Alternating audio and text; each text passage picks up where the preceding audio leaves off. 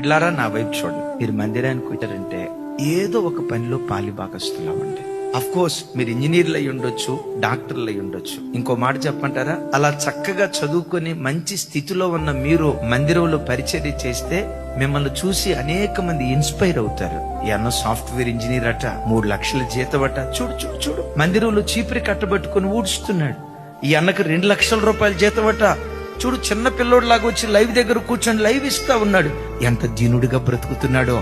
వాళ్ళని చూసి మేవెందుకు అలా బ్రతకూడదని నీలాంటి వాళ్ళను చూసి రాబోయే యవ్వన తరం ఇన్స్పైర్ అవ్వను గాక.